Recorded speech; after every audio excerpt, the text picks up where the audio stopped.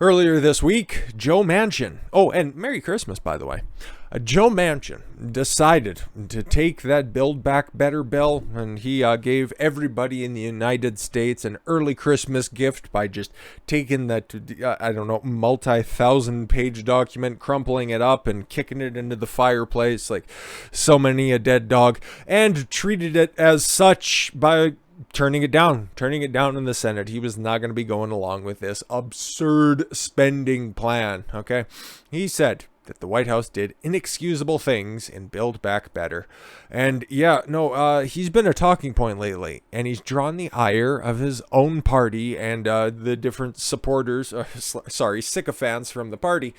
And justifiably so, I guess, from their position. For me, okay, I'm at least starting to warm up a little bit to Joe Manchin, okay? And he was talking about potentially leaving the party like about a month ago at this point, okay? And I'm going to be an independent because I don't like what the Democrats are about anymore, okay? So are you going to be making different decisions based on what you think is best for West Virginia, or even thinking about flipping to the other party? No. I'm still going to caucus with the Democrats. Okay, so a difference without a distinction. Okay, cool. But let's see, due to the ire that he's raised over the fact that, he wouldn't go along with his multi-trillion-dollar fucking redistribution of wealth scheme. Let's see if he's changing his tune on this, okay? Because this is still good. The White House staff put out inexcusable proposals and programs in the $1.85 trillion Build Back Better Act, Senator Joe Manchin said during an interview with a West Virginia radio station. Manchin kicked off a panic among Democrats on December 19th when he announced in a Fox Sunday News interview that he would not be giving his crucial support to the Build Back Better in the Senate, thereby just killing it off, okay? Because, you got the 50-50 split, and then old Vice President Wine Mom, and she comes in, and she's the 51st vote, but, she wasn't going to be going along with it, so it dies in the Senate. Sucks to suck.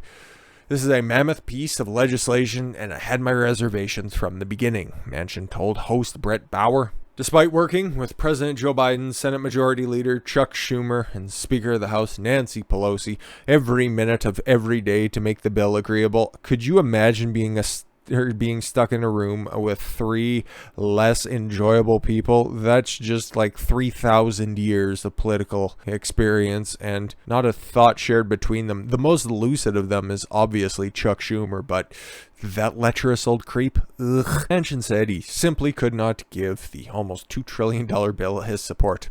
Thank God. They've done everything humanly possible to make the bill work, Manchin insisted, but noted that his restated. My mistake. Concerns have gone unresolved. One of Manchin's foremost concerns since September has been the effect that the bill could have on the already record-breaking inflation. Based. In another plea to his Democratic colleagues, Manchin argued that the bill would worsen inflation, which would in turn weaken already existing social programs like Social Security, that's just a myth, and Medicare. Why? What about Medicare? We're going to pass it. It's going to be better than Obamacare. Whatever. Though the White House and many Democrats have said that the inflation is just transitory. Oh no, they've started to admit, at least quietly, that that transitory tag, that's not necessarily representative of what's going on. What's that? Anyways, a position that Fed Chair Jerome Powell has since rejected. Jerome Powell's actually not a part of the administration, okay? He's been there for a long fucking time, and he's in charge of the Fed, which should be abolished anyways, but he's the guy in charge of looking after the purse strings, and he's like, this whole inflation, nothing transitory about it, and that's been his stance so long since he was even renominated to head the chair, chair the Fed. Duh. Words are hard sometimes. Manchin said on Fox Sunday, it's real, and it's harming every West Virginian. But that's all right, okay? Because according to Bette Midler, and we're going to start moving on to Joe Manchin detractors because they're insane, she just calls West Virginians poor, illiterate, and strung out. But then, no, that's all right. She backtracked. But what does old Bathhouse Betty have to say on this anyways? This fucking old creep. Left-wing Hollywood star, that's a big fucking, still in 2021, okay? Star Bette Midler, really? has insulted the people of West Virginia, describing them as poor, illiterate, and strung out, in a vicious Twitter rant aimed at Senator Joe Manchin. Oh, so you know all of the best takes happen on Twitter. She later apologized for her outburst, saying she was angry over the senator's decision to vote against President Biden's Build Back Better plan. Could you imagine really caring that much? Jesus fucking Christ. It's a piece of legislation that your theoretically, your great-great-grandkids would be paying for, but whatever. They don't think that deeply. It's just all about their side winning, not caring a bit about the consequences. Midler lashed out at the senator in a rageful tweet on Monday. He wants all of them to be just like his state, West Virginia, poor, illiterate, and strung out, she wrote. Wow, that sucks.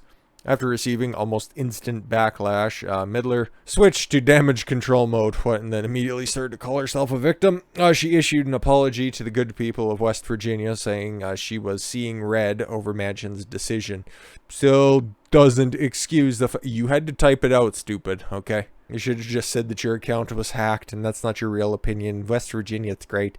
She also accused Manchin and his whole family of being a criminal enterprise. Wow, projection much? Speaking of which, left-wing progressives blast Manchin, demand Biden bypass Congress to advance $1.85 trillion spending bill. It's almost like the people, okay, and it's the squad, of course it's the squad, it's almost like they don't understand what the executive branch is all about. And I'm a Canadian, and I already know that Biden can't push that through by himself. He requires the power of Congress to do that. That's alright, they're all sitting representatives in Congress, and they don't even know that, so that's cool. Senator Joe Manchin started a political firestorm on Sunday after he told Fox News that he would not be supporting President Joe Biden's Build Back Better social spending bill, effectively killing legislation after months of delays. Social progressives were especially furious over the announcement. What Senator Manchin did yesterday represents such an egregious breach of trust of the president. Egregious, that's a big word. Representative Alexandria Ocasio-Cortez told Joel Scarborough on MSNBC, Monday Morning Joe, where I don't give a fuck and neither does anybody else. Representative Jamaal Bowman, a newer face among House progressive, was also furious at Joe Manchin's decision. Joe Manchin is the new Mitch McConnell. Fewer jowls. Build Back Better is Biden's core campaign promise. No. It was his campaign slogan. But mostly his core campaign promise was, I'm not Trump. Yeah, that's right, you are. We should vote for you in record numbers, allegedly.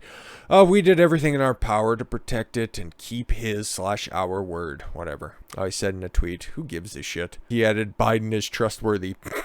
Have you seen his political history, stupid? God, you're dumb. It's just all about your side winning, though. All about it. Manchin is absolutely not. Manchin's denunciation of the $1.8 trillion, or 1.85, sorry, gotta give the devil its due, $1 trillion bill opened wounds for social progressives who've just continued to bitch and moan and whine and complain. Like AOC continuing Monday morning on Morning Joe. Claiming that the spending bill doesn't go far enough because they don't give a fuck about economics. It's an outcome that we had warned about, Ocasio-Cortez told Scarborough, saying that she and others had warned leaders about the need to prepare a contingency plan. Why? Manchin's move to effectively kill the bill, Ocasio-Cortez said, was predictable. Yeah, because you're asking for way too fucking much, stupid. And was why progressives had demanded that the Build Back Better and infrastructure bill be linked together. So what, it would have been killed faster and earlier? Like, what the fuck are you on about? Of course, we have every right to be furious with Joe Manchin. That you do, but you shouldn't emote like a 12-year-old, and you should probably have logical reasons if you are apparently a fucking congresswoman. But it's really up to leadership in the Democratic Party to just make him bend to our will. Oh, I'm sorry. Who made the decision to get us into this juncture and how we're going to move forward. Representative, PayPal, who is the chair of the 96-strong Congressional Progressive Caucus. Sure. Who ultimately supported delinking the two spending bills, disagree with Ocasio-Cortez's assessment, but still has a similarly dim take on this. Senator Manchin has betrayed his commitment not only to the president and Democrats in Congress, but most importantly, the American people. PayPal said in a statement on behalf of the Congressional Progressive Caucus. However, Jayapal disagrees with the delinkage of the infrastructure bill, and the Build Back Better is the primary cause for the Democrats' failure to ultimately pass a triple B. I don't believe Manchin wanted to pass Build Back Better, but she said that holding the infrastructure bill hostage would have done little to ameliorate the situation. Had we not passed the infrastructure bill, that would have been the day that the senators said Build Back Better is done. Exactly. She might be just a raving leftist, but she at least understand how the game is played. You go one step at a time instead of just one giant fucking leap. But there's a difference between stupid progressives and then just, regular old fucking leftists here. So yeah, what does the brilliant AOC, the tactical specialist in the Congress, have to say? Well, how is Biden gonna get around this? Okay, how is AOC, a second-term congresswoman, gonna tell a man who has nearly 50 years of public experience? What is she gonna teach Joe? Okay, Democratic leadership has a number of tools at their disposal. The president particularly. How exactly? It's really about time we take the kid gloves off and start using them to govern for working families in this country. It's now incumbent on President Biden to keep his promise to us and to the American people by using the ultimate tool in his toolbox, the tool of the executive actions in every arena immediately. What are you talking about? Oh, this switched over to Jayapal. Added that her caucus would not accept an even smaller package. The original draft of the budget would have cost $6 trillion, fucking Christ, which was later lowered to $3.5 trillion, and then to $1.85, and now, which was allocated for around $550 billion, which is still, we're dealing with billions and billions and hundreds of billions of dollars. But how much fluff, okay, was actually in that $6 trillion building plan? Well, we're never going to know, thankfully. We can no longer wait for one man to do what the country needs. No, we need to rely on another one man. I don't know what you're talking. What the fuck? The logical consistency here. We now call on the president to keep his commitment. Fuck off. God, you guys, you're stupid. You could just drop the pretext. You already know what you want to say. You could just be like a Jamaal Bowman who was on CNN, okay? After he was done fucking crying on Twitter, he just decided to hop on there and say, Manchin showed as a white man that he doesn't care about black people, Latinos, and women. Are you retarded? What do you think? There's just white guys that live in West Virginia?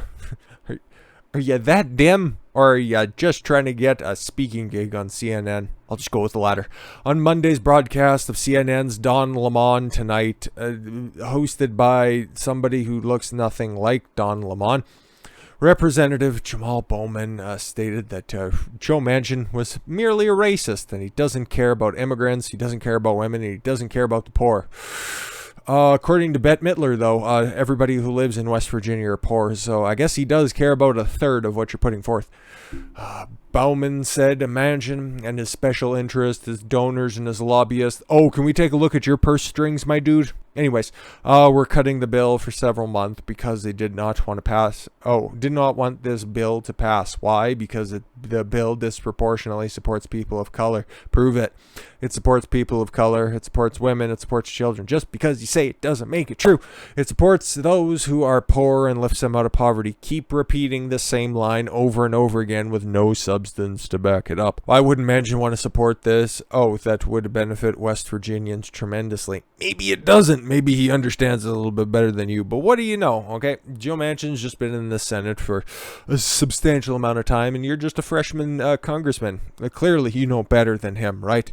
And you care about those black people and Latinos and women, right? You're such a good person. You just buried a 17... What the fuck is this dude on about? I skipped ahead a little bit, but I guess we should probably just read out all of this insanity. It's tremendously frustrating to me as a black man in America, because once again, it's the example of Joe Manchin as a white man showing he doesn't care about black people, who doesn't care about Latinos, he doesn't care about immigrants, he doesn't care about women, he doesn't care about the poor.